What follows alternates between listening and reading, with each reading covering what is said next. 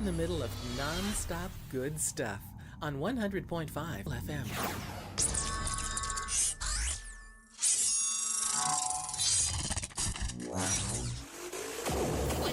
.5 100.5 FM. Why nailain pa? Lamiya, oy.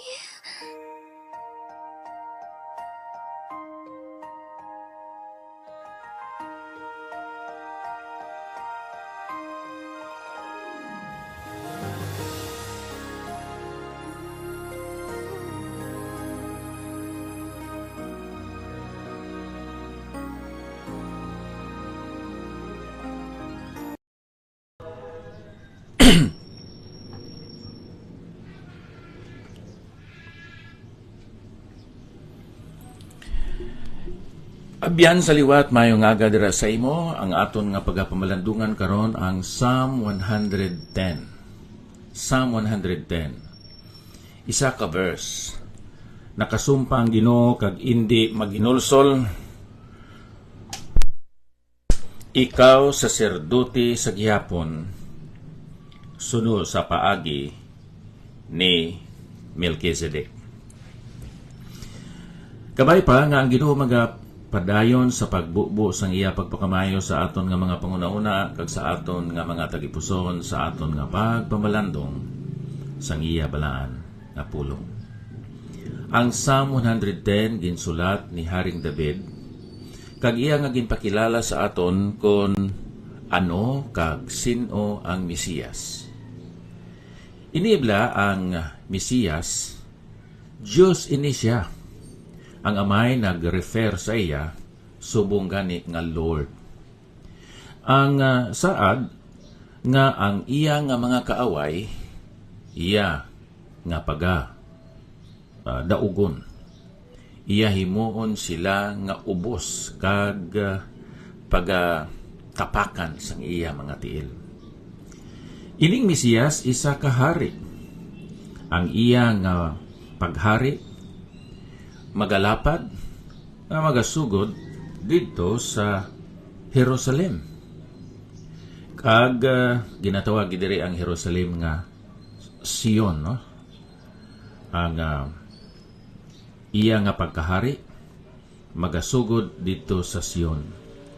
And then may gahom siya. Kag ang mga tao tungod sa iya nga gahom kag sa iya nga sovereign o pagkagamhanan sa tanan. Ang mga tao mag-aalagad, mag-serve sa iya nga sa kinabubuton. Karon sa bersikulo 4, ang amay nagsaad sa pag-establisar sa iya nga pagkapari. O basahon ko sa liwat. Nagasumpa ang Ginoo kag indi maginulsol ikaw saserdote sa gihapon suno sa paagi ni Melchizedek. Hindi sa paagi nga iya ni Aaron. Kay siya amo ang una nga pari dito sa mga katawhan sang Israel. Pero ang mga pari sa laray o kon sa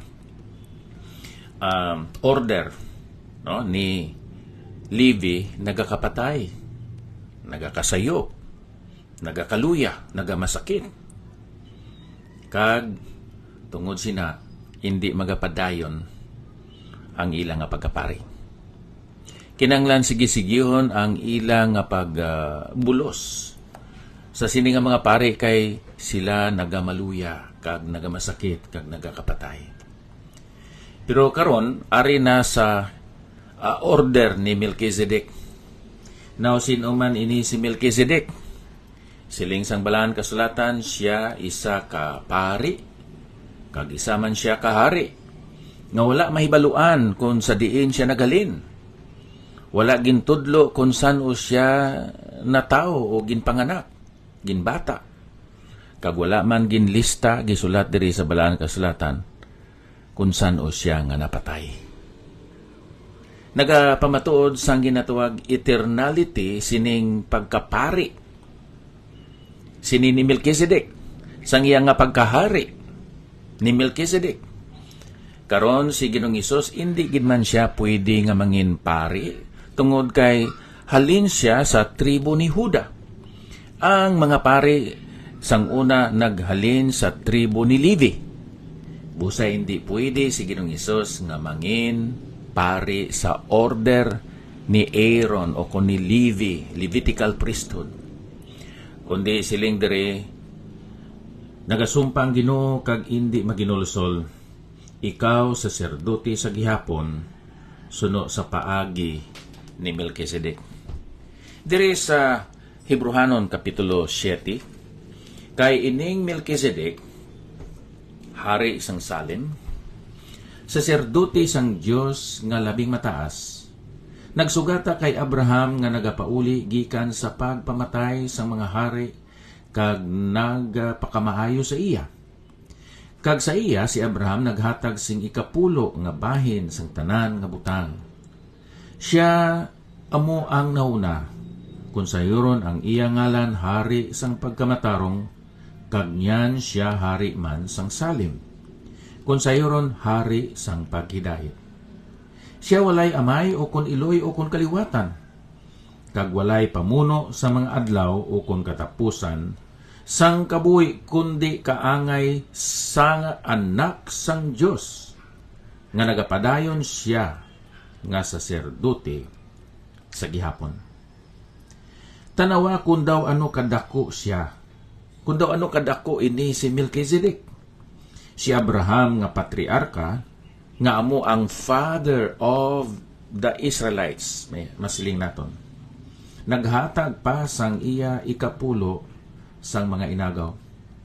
Kag yadtong mga kaliwatan ni Levi nga nagabaton sang pagkasaserdote may sugo sa pagkuha sang mga ikapulo sa katawhan suno sa kasuguan. Kung sayoron sa ila mga kauturan, bisan ini sila naggikan man sa kay Abraham.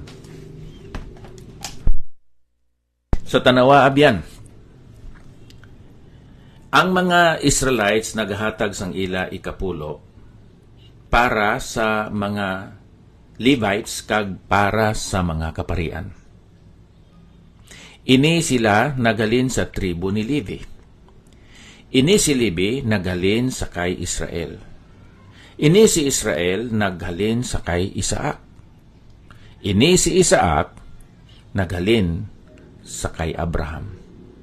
Pero si Abraham naghatag sang iya ikapulo sa kay Melkisedek.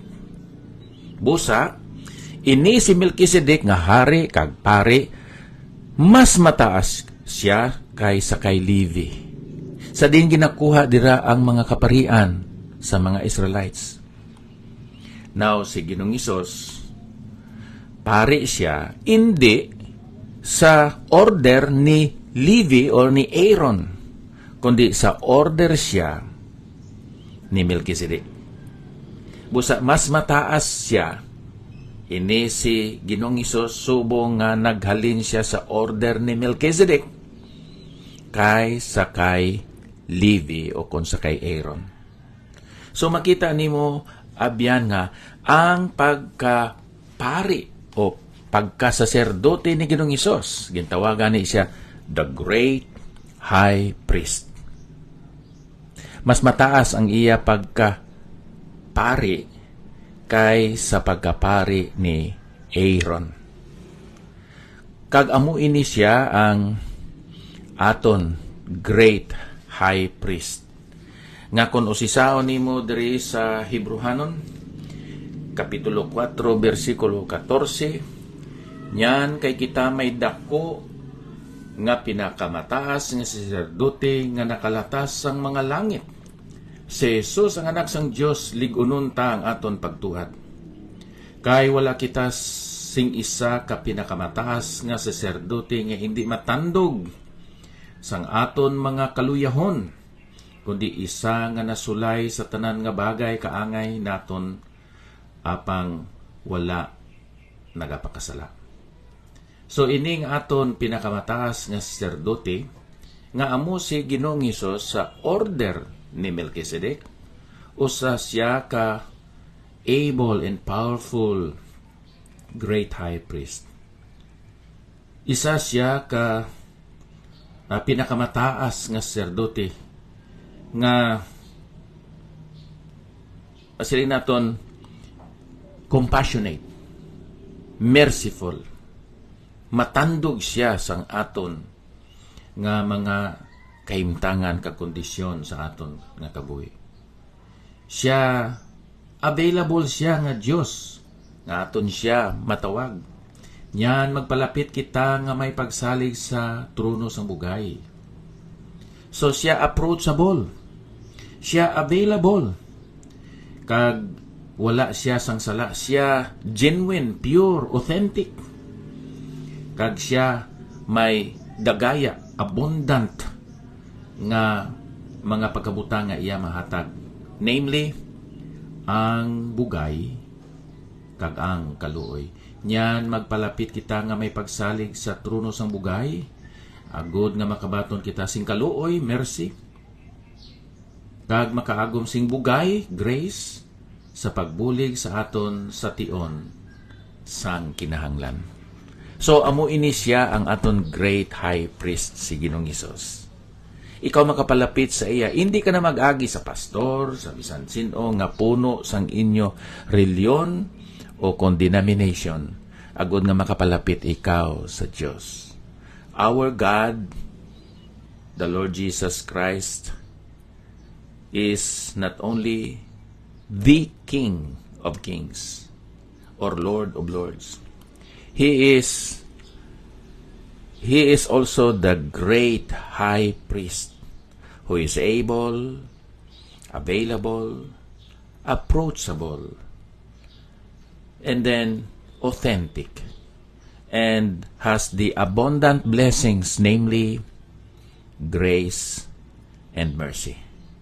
Nga mapalapit ka pa man sa iban nga mga ginisip nga mga balaan, nga ang aton manluluwas si Ginoong Hesus, ang Hari, ang anak sang Diyos, ang great high priest available. Palapit ikaw sa iya, abyan, kag sa amo sina mabato nimo ang mga pagpakamayo, halin gid sa iya. Madamo gid nga salamat. Diyos nga balaan, salamat sang imo nga pulong nga imo ginahatag diri sa amon. Ikaw nagahatag sa amon sang mga pagpakamayo nga hindi namon maubos ang imo bugay, ang imo kaluoy. Pakamayo ay ini nga adlaw o Diyos. Sa ngalan ni Ginoong Hesus. Amen. Abyan, madamo gid nga salamat sa inyong nga sunod sini aton nga programa. Nagtimprano kita karon kay may tambungan kita nga lubong, no? Sa Dumaguete City. Busa ang Diyos lang ang magasunod sa inyo, magaupod sa inyo, kag magauna sa inyo sa sining adlaw. Madamo gid nga salamat.